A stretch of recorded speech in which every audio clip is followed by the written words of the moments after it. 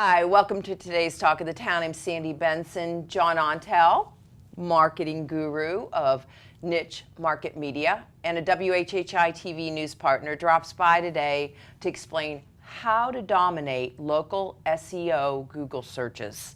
John, welcome back. Thank you. Always glad to have you every month. I learned so much. Thank you so much. So what is the difference between local SEO and just SEO? Sure, great question. When you're talking about SEO, that's typically like search engine optimization. Yes. Okay. You're good. You're good. You know thank you. some stuff.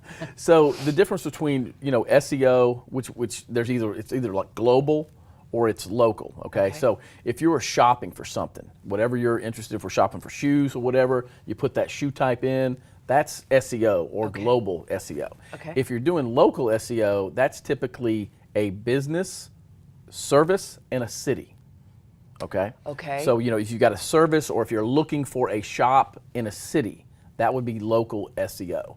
So if you're web design, Hilton Head, web design, Bluffton, web design, Savannah, that's local SEO. So those are the main differences. And the global is just on a website, an actual site, like Zappos or one of the big websites. But then local is the business and the service, or the business and the goods and the city. So if you're actually looking for something specific in a specific area, should you type that in when you're searching? Yes. Yes, absolutely. So that's the local SEO. And why should a business then focus on the local SEO? Sure. Okay, think about it this way. Like, are you familiar with Zappos? Sure. The big online. Yep. Sure. So who do you think's got a bigger budget, Zappos or the small business? Of course, Zappos. Okay, so if you're trying to compete with them for that term, if you're trying to sell shoes on a national stage, much harder, nut to crack, opposed to if you're selling shoes in a local area.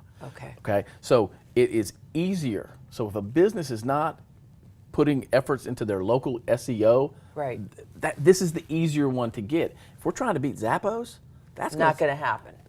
Probably not going to happen. But if you're doing shoes in a local area, that can happen, and not enough businesses are doing it. And that's really where you have to put your efforts. Yes, without a doubt. And so what are some key point businesses should implement regarding local SEO? Sure. That when somebody's putting in the service and the business, the product and the and the city, that Google Maps that pops up over to the left, over to the right, when that pops up, they need to really concentrate on getting the reviews, and they need to put a lot of photos on there and really build that thing out. That's one of the biggest things they can do. Okay.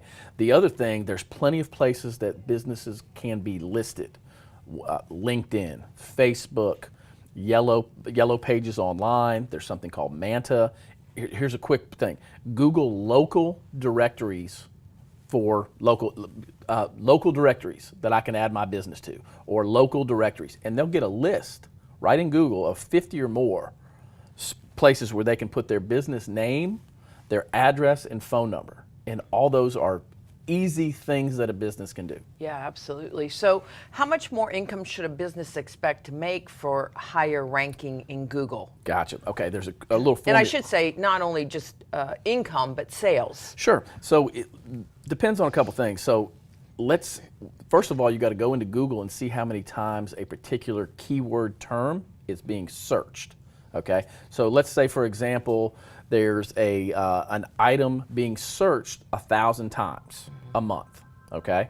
So if it's 1,000 times a month and you're now ranking number one, or you're number one in the map and in the regular SEO, you've got a way larger opportunity to be clicked on than the other businesses down the way. So you've got to find out how many times it's searched, and then how much is your item that you're selling actually cost. Right. Okay. So if you're 1,000 times, and there's a little bit of variance on how many times people click on it. Right. But it can be as much as 30% click on that number one search term right there. So if you're number one, you might get a third of the clicks just from being number one. So how many times it's searched, and then want to multiply that, what's your item worth? And if you get a third of those, you've got a great opportunity. So there's some variables, but you've got some great opportunities when you're sitting up high. Wonderful. John, a lot of people can't do this on their own. We'll have all your information on the screen. Great information. Can't wait to see you next month. Sounds good. Thank you. And we'll be right back with Talk of the Town.